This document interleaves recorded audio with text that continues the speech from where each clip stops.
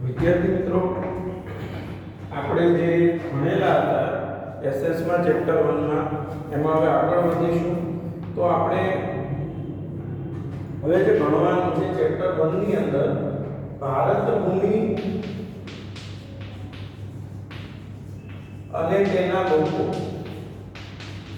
તો યાદ રાખો, આ ટોપિક જે જેમાં શું છે તો કે ભારતની અંદર કઈ કઈ પ્રજાઓ વસવાટ કરતી હતી, કઈ કઈ પ્રજાઓ બહારથી આવી, અને એ પ્રજાઓ જે છે એમના લક્ષણો શું હતા, એમની જીવનચર્યા કેવી હતી, તેમનું જીવન કેવું હતું, એ બધા વિશે આપણે ચર્ચા કરવાની છે.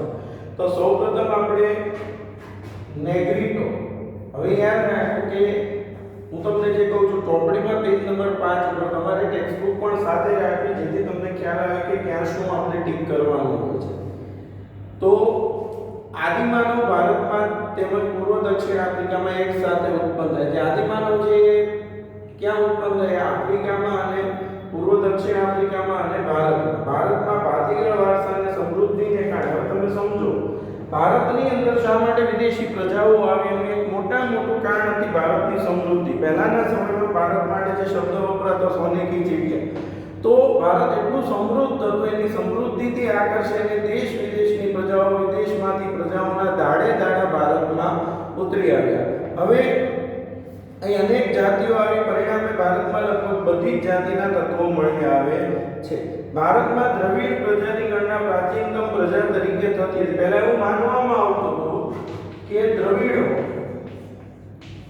એ સૌથી જૂના છે, પરંતુ જે અર્થશાસ્ત્રીઓ અને નૃવંશશાસ્ત્રીઓએ જે અભ્યાસ કર્યો, નૃવંશશાસ્ત્રીઓએ, તો એમના અભ્યાસ પરથી જાણવા મળ્યું છે કે આ દ્રવિડો જે ભારતમાં આવ્યા, દ્રવિડો પ્રાચીનતમ પ્રજા હતી, પરંતુ જે અભ્યાસ છે એવું જાણવા મળે છે કે દ્રવિડોની બીજી 6 જેટલી ભિન્ન પ્રજાઓ પણ અહીં રહેતી હતી. એટલે આપણે દ્રવિડો ઉપરાંત બીજી કેટલી પ્રજાઓ ભારતમાં વસવાટ કરતી હતી? 6 પ્રજાઓ. તમે એના વિશે સમજીશું. સૌપ્રથમ નેગ્રીટો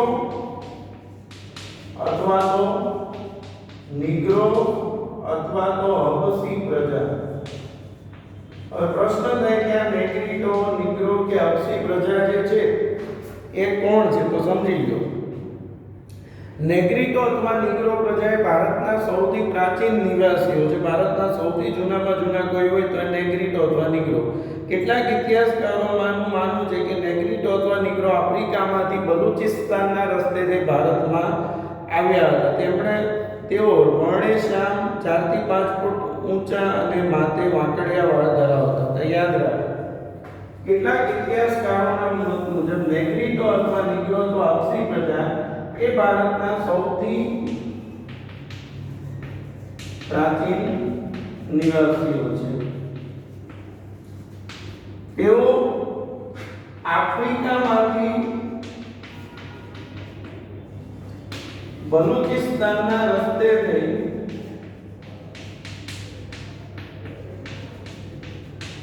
ભારત આવ્યા હતા, અને તેઓ વર્ણેશ્યામ, એમનું લુકઅપ કેવું હતું, દેખાવમાં કેવા હતા? તો વર્ણેશ્યામ, બરાબર છે, વર્ણેશ્યામ 4 થી 5 ફૂટ ઊંચા, વર્ણેશ્યામ 4 થી 5 ફૂટ ઊંચા અને માથે વાંકડિયા વાળ ધરાવતા હતા. આ તેમની વિશિષ્ટતા હતી.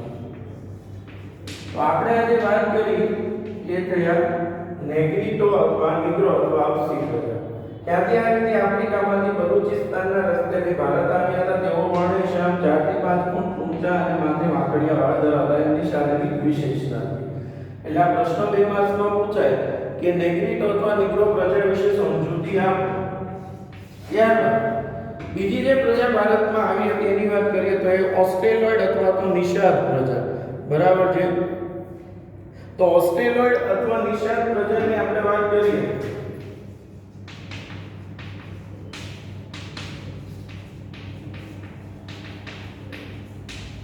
તો આ પ્રજા અગ્નિ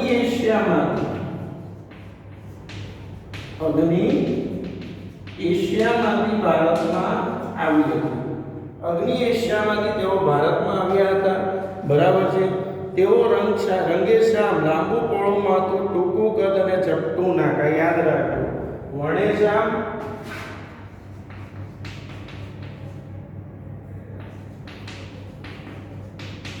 લાંબુ અને પોળું માથું,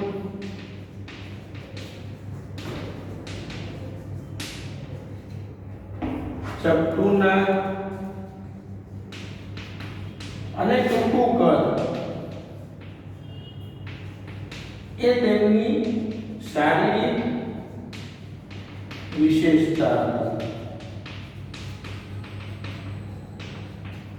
હવે આગળ વધીએ તો ભારતમાં આવેલા આર્યો તેમને નિષાદ કહેતા હતા. આજે ઓસ્ટ્રેલોઇડ પ્રજા છે એનું નામ નિષાદ. તો કોણે પાડ્યું તેમને નિષાદ? કોણ કહેતું હતું? આર્ય પ્રજા છે, આર્યો ઓસ્ટ્રેલોઇડ પ્રજાને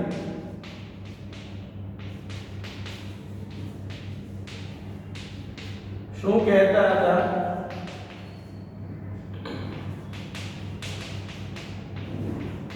નિષાદ કહેતા હતા. હવે ભારતમાં આવેલા આર્યો તેમને નિષાદ કહેતા હતા. આજે બરાબર છે, નિષાદ કહેતા ભીલી પ્રજા માટે નિષાદ શબ્દ પ્રયોજવામાં આવતો હતો. જે ભીલી પ્રજા છે એના માટે આ શબ્દ ઉપયોગમાં લેવામાં આવતો હતો. બરાબર. ભારતની કોલ અને મુંડા જાતિ. હવે આજે ઓસ્ટ્રેલોઇડ પ્રજા છે એના લક્ષણો. તો ભારતની કોલ અને મુંડા જાતિ,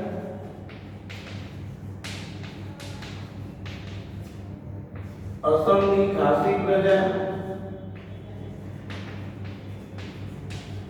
અને બ્રહ્મદેશના લોકોમાં, બ્રહ્મદેશ હાલનું મ્યાનમાર,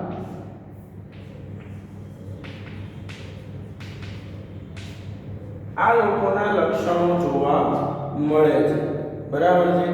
તેઓની અમુક લાક્ષણિકતાઓ તો આપણે જોઈ, પણ તેઓ શું કરતા હતા? તો તેઓ માટીના વાસણો બનાવવા, ખેતી કરવી, સુતરાઉ કાપડનું વણાટકામ કરવું વગેરે જેવા કૌશલ્યો માટે જાણીતા હતા. બરાબર. એટલે આપણે આજે વાત કરીએ, કોની વાત કરી? ઓસ્ટ્રેલોઇડ પ્રજા. ફરીવાર ઓસ્ટ્રેલોઇડ અથવા નિષાદ પ્રજા અગ્નિ એશિયામાંથી ભારત આવી હતી. તેઓ વર્ણશ્યામ, લાંબુ પોળું માથું, ચપટું નાક અને ટૂંકું કદ તેમની શારીરિક વિશેષતા હતી. આર્ય, જે આર્ય લોકો છે તે ઓસ્ટ્રેલોઇડ પ્રજાને શું કહેતા હતા? નિષાદ કહેતા હતા. ભારતની કોલ અને મુંડા જાતિ, અસરની ખાસી પ્રજાને બ્રહ્મદેશ મ્યાનમારના લોકોમાં આ પ્રજાના લક્ષણો જોવા મળે છે. તેઓ કયા કયા કાર્યો કરતા હતા? તો તેઓ સુતરાઉ કાપડનું વણાટકામ કરવું, વાસણો બનાવવા, માટીના ખેતી કરવી વગેરે જેવા કૌશલ્યો માટે જાણીતા હતા. બરાબર. હવે ત્યારબાદ આવે છે દ્રવિડ લોકો. હવે યાદ રાખો, આપણે દ્રવિડ પ્રજા અથવા દ્રવિડ લોકોની આપણે વાત કરીએ તો દ્રવિડો છે એ મૂળ ભારતના જ હતા. બરાબર છે. દ્રવિડો મૂળ ભારતના છે. તેઓ મોહેજો-દડોની સંસ્કૃતિ જે છે, મોહેજો-દડો ની સિંધુ સંસ્કૃતિના સર્જક. એટલે તમે સમજો, દ્રવિડો મૂળ ક્યાંના હતા? દ્રવિડ લોકો મૂળ ભારત નિવાસી. ખાસ ધ્યાન રાખજો, તેઓ મોહેજો-દડો, મોહેજો-દડો એટલે કે સિંધુ ખીણ સંસ્કૃતિના સર્જકો. એટલે કે તેમણે કઈ સંસ્કૃતિનું સર્જન કર્યું હતું? તેઓએ મોહેજો-દડો એટલે કે સિંધુ સંસ્કૃતિના સર્જકો અને પાષાણ યુગની સંસ્કૃતિના વારસદાર. પાષાણ એટલે પથ્થર યુગ. પાષાણ યુગની સંસ્કૃતિના તેઓ વારસદાર હતા. એટલે કે એમને વારસામાં કઈ સંસ્કૃતિ મળી હતી? પાષાણ યુગની સંસ્કૃતિ. એટલે આ કોની વાત થઈ રહી છે? દ્રવિડો. ફરીવાર કે તેઓ મૂળ ભારતના જ હતા. તેઓ મોહેજો-દડોની સંસ્કૃતિના સર્જકો અને પાષાણ યુગની સંસ્કૃતિના વારસદાર ગણવામાં આવે છે. હવે ઉત્તરમાંથી આવેલી વિવિધ ભાષાના લક્ષણો તેમનામાં ટકી રહ્યા. સમયાંતરે આ લોકો દ્રવિડ કહેવાય. બરાબર. દ્રવિડોમાં હવે સમજવાની વસ્તુ છે, માતૃરૂપે દેવી. બેટા ટેક્સ્ટ બુક છે તમારે સાથે રાખવી. એનું કારણ એ છે કે તમારે ટેક્સ્ટમાંથી જ બોર્ડમાં પૂછાય છે, તો ટેક્સ્ટ બુક વાંચવી પડશે ક્યાં શું આપેલું છે. તો તેમનામાં માતૃરૂપે દેવી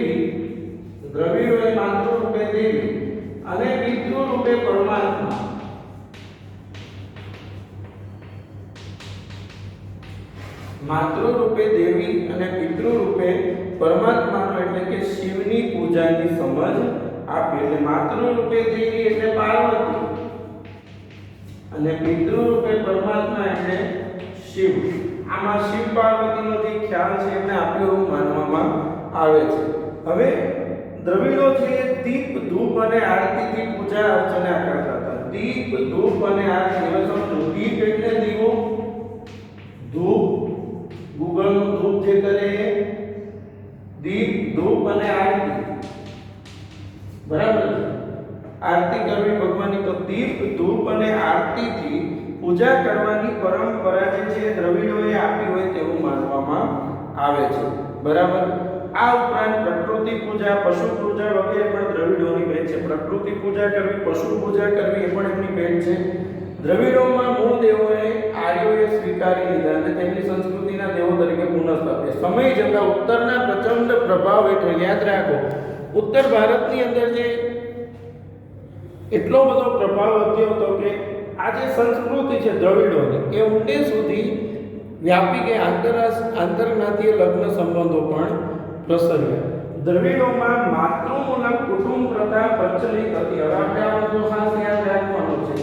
માતૃમૂલક કુટુંબ પ્રથા. પછી હું આપણો ટોપિક પરિવાર સમજાવું છું. માતૃમૂલક કુટુંબ પ્રથા. આપણે જેમ અત્યારે પિતૃમૂલક છે કે પિતાજીનું સ્થાન સૌથી અગ્રેસર, પણ દ્રવિડોમાં માતૃમૂલક કુટુંબ પ્રથા પ્રચલિત હતી.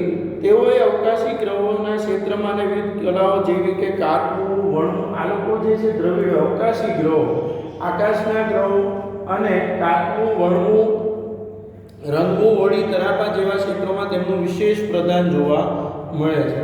હવે આર્યનું જે પ્રભુત્વ છે, યાદ રાખો, આર્ય પ્રજાનું પ્રભુત્વ ઉત્તર ભારતમાં ખૂબ જ વધતું હતું અને આર્યોના પ્રભુત્વને કારણે આ જે દ્રવિડો છે એ ધીમે ધીમે દક્ષિણ ભારત તરફ ખસતા ગયા.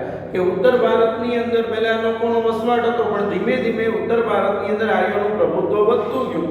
એટલે એને લીધે આ દ્રવિડ પ્રજા છે દક્ષિણ ભારત તરફ ખસતી ગઈ. એટલા માટે દ્રવિડ કુળની જે ચાર મુખ્ય ભાષાઓ છે, તમિલ, તેલુગુ, કન્નડ અને મલયાલમ. દ્રવિડ કુળની ચાર ભાષાઓ તમિલ, તેલુગુ, કન્નડ અને મલયાલમ બોલતા લોકો એટલા માટે જ દક્ષિણ ભારતમાં જોવા મળે છે. એટલે વિદ્યાર્થીઓ, આપણે જે અત્યારે અભ્યાસ કર્યો એ કોની વાત કરી? દ્રવિડ લોકોની. ફરીવાર આખું તમને દ્રવિડોની સમજૂતી આપું તો દ્રવિડ લોકો મૂળ ભારતના જ હતા. તેઓ મોહેંજો-દડોની સંસ્કૃતિના સર્જક. યાદ રાખો, સિંધુ ખીણની જે સંસ્કૃતિ છે મોહેંજો-દડો, એનું સર્જન કોણે કર્યું? દ્રવિડો. અને તેમને વારસામાં કઈ સંસ્કૃતિ મળી હતી? પાષાણ યુગની સંસ્કૃતિના તેઓને વારસદાર તરીકે ઓળખવામાં આવે છે. કે આ કેવું છે કે એમણે આનું સર્જન કર્યું ને એમને વારસામાં મળ્યું, બરાબર. દ્રવિડોએ માતૃ રૂપે દેવી એટલે કે પાર્વતી અને પિતૃ રૂપે પરમાત્મા એટલે કે શિવનો ખ્યાલ આપ્યો હતો, બરાબર છે. આ ઉપરાંત પ્રકૃતિ પૂજા, પશુ પૂજા પણ દ્રવિડોની જ ભેટ ગણવામાં આવે છે. તે પૂજા, પશુ પૂજા છે, પ્રકૃતિ પૂજા એ પણ દ્રવિડોની ભેટ છે. આ ઉપરાંત તેઓ દીપ, ધૂપ અને આરતીથી પૂજા કરવાની વિધિ તેમણે જ આપી હોય એવું માનવામાં આવે છે. દીપ, ધૂપ અને આરતી. દીપ એટલે દીવો, ધૂપ એટલે, બરાબર છે, મેં તમને કીધું એ ધૂપ એટલે અગરબત્તી કયો અથવા તો ગુગળ ધૂપ, અને આરતીથી ભગવાનની પૂજા કરવાની પરંપરા એમને આપી એવું માનવામાં આવે છે. દ્રવિડોમાં માતૃમૂલક કુટુંબ પ્રથા પ્રચલિત હતી. જે આપણામાં જે પિતૃમૂલક છે, દ્રવિડોમાં કઈ હતી? માતૃમૂલક કુટુંબ પ્રથા પ્રચલિત હતી. આ ઉપરાંત દ્રવિડોએ અવકાશી ગ્રહોનું પણ સંશોધન જાણતા હતા. એમને અવકાશી ગ્રહોને લગતી પણ વાત કરી. કાપવું, વણવું, બરાબર, આ બધા જ કાર્યોમાં તેઓ ખૂબ જ હોશિયાર હતા. આ ઉપરાંત દ્રવિડ કુળની જે મુખ્ય, જો ઉત્તર ભારતમાં પહેલા દ્રવિડોનો વસવાટ હતો, પણ ઉત્તર ભારતની અંદર આર્યોનું પ્રભુત્વ વધતું ગયું અને આર્યોના ઉત્તર ભારતમાં પ્રભુત્વને કારણે જે આ દ્રવિડો છે એ ધીમે ધીમે દક્ષિણ ભારત તરફ ખસતા ગયા. એટલા માટે દ્રવિડ કુળની જે ચાર ભાષાઓ છે તમિલ, તેલુગુ, કન્નડ અને મલયાલમ, યાદ રાખો,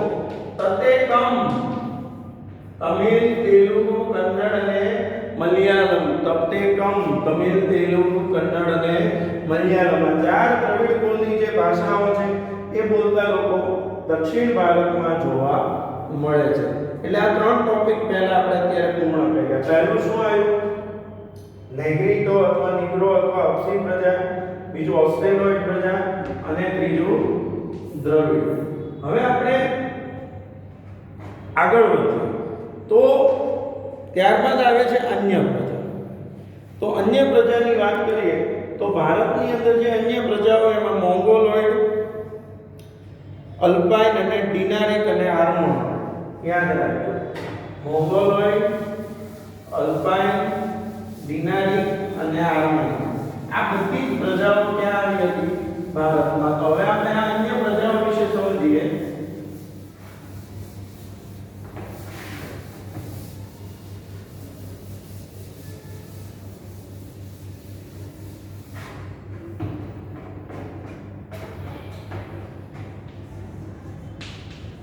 અલ્પાઇન, ડિનારિક, મોંગોલોઇડ, આર્મેન. હવે આપણે આ પ્રજાઓ વિશે સમજીએ તો સૌપ્રથમ આપણે જે વાત કરીએ છીએ એ છે મોંગોલોઇડ પ્રજા. બરાબર છે? તો મોંગોલોઇડ પ્રજાની વાત કરીએ. ચીનાઓ બધા ચીન જેવી આંખો હોય ને, પીળા મોઢાવાળા, તો મોંગોલોઇડ લોકો. તો મોંગોલોઇડ પ્રજા યાદ રાખજો, ઉત્તર પશ્ચિમ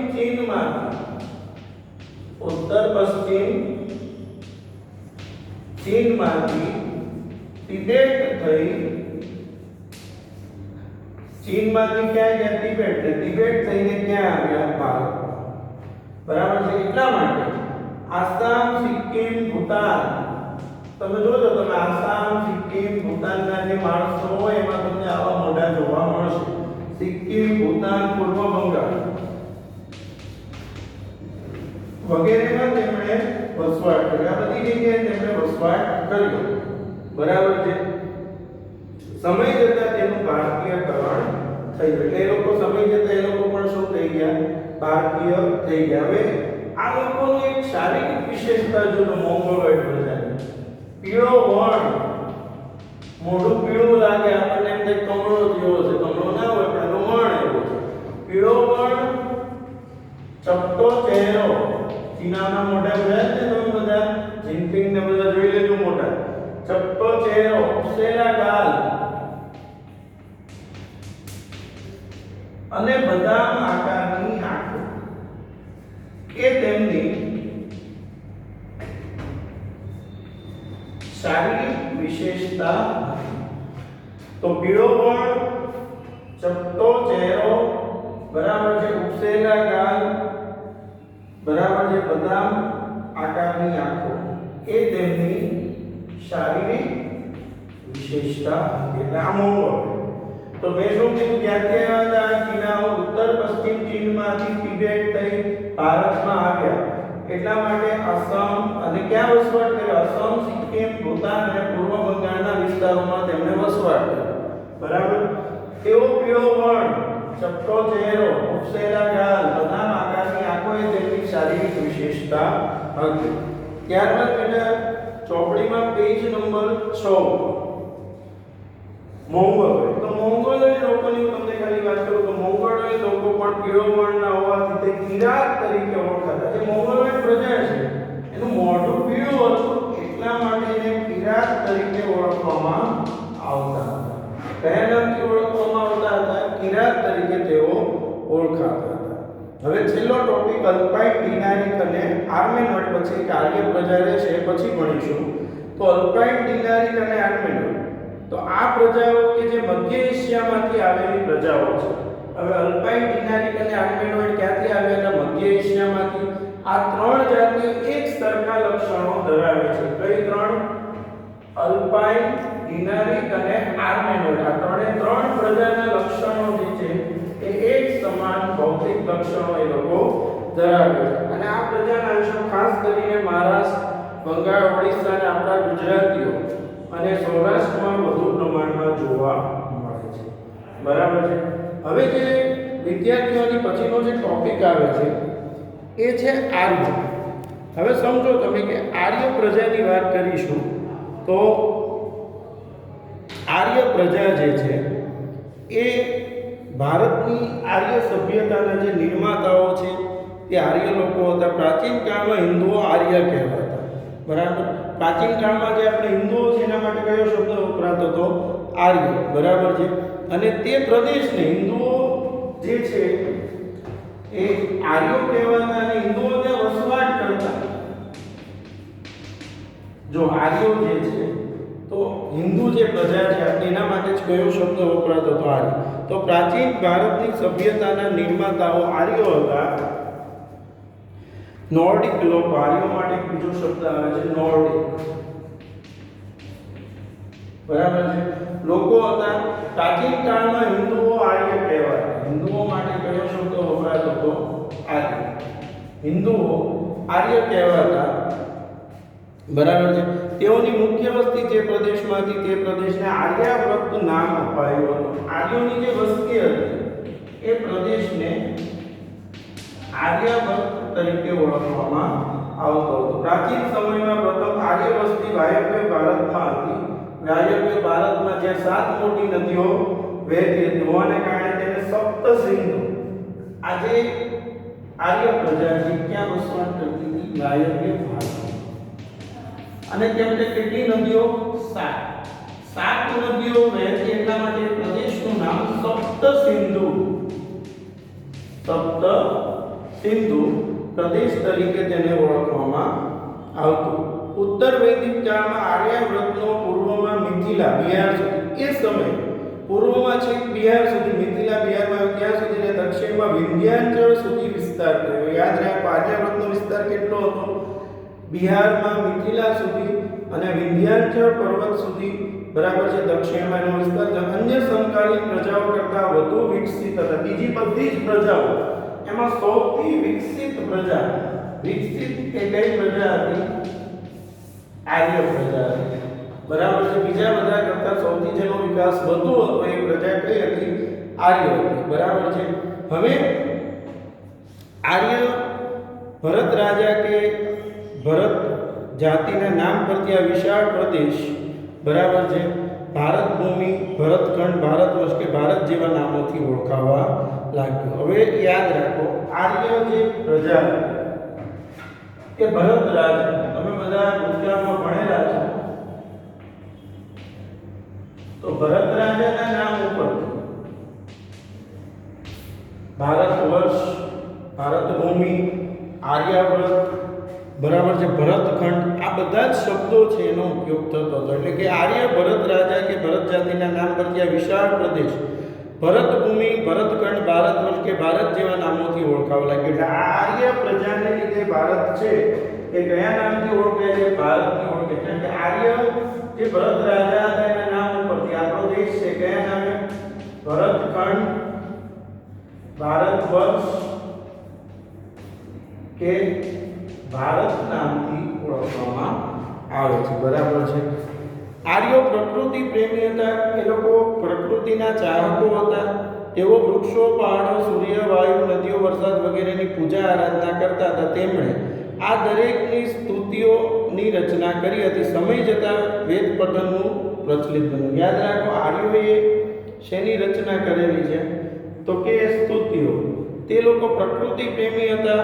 પ્રકૃતિ પ્રેમી હતા એટલે વૃક્ષો, પહાડો, સૂર્ય, વાયુઓ, નદીઓ, વરસાદ વગેરેની પૂજા આરાધના કરતા. તેમણે આ દરેકની સ્તુતિઓની રચના કરી હતી. સમય જતાં વેદ પઠન પ્રચલિત બન્યું. વેદોની શરૂઆત થઈ. બરાબર છે. સમયાંતરે તેમાંથી ધાર્મિક વિધિઓ શરૂ થઈ અને યજ્ઞ યાગાદી ક્રિયાઓ ભારતમાં શરૂ થઈ. બરાબર છે. હવે અહીંયા આપણે વિવિધ પ્રજાઓની વાત કરી, પણ આર્ય પ્રજાની ફરીવાર એકવાર વાત કરીએ તો આર્યો જે છે જે મૂળ ભારતના લોકો એ નોર્ડિક તરીકે ઓળખાતા હતા. હિન્દુઓ છે એના માટે કયો શબ્દ વપરાતો? આર્ય એટલે હિન્દુઓ છે. અને એટલા માટે ભારત માટે આર્યાવ્રત એ સમયે કહેવાય, કારણ કે આર્યોનો વસવાટ કરતા લોકોને આર્યાવ્રત એવો શબ્દ પણ પ્રયોજવામાં આવતો હતો.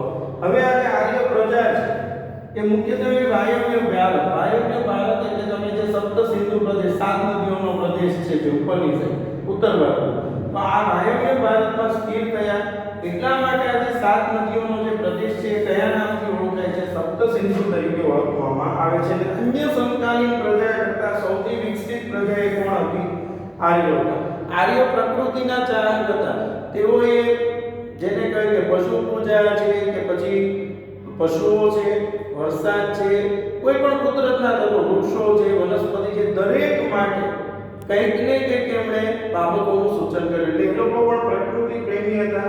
હવે આ નામ ભારત દેશનું નામ કઈ રીતે પડ્યું? તો કે આર્ય પ્રજા છે એમાં જે ભરત રાજા, હવે ભરત રાજાના નામ ઉપરથી ભરતખંડ, ભારત વર્ષ કે ભારત એવું નામ આપવામાં આવ્યું છે.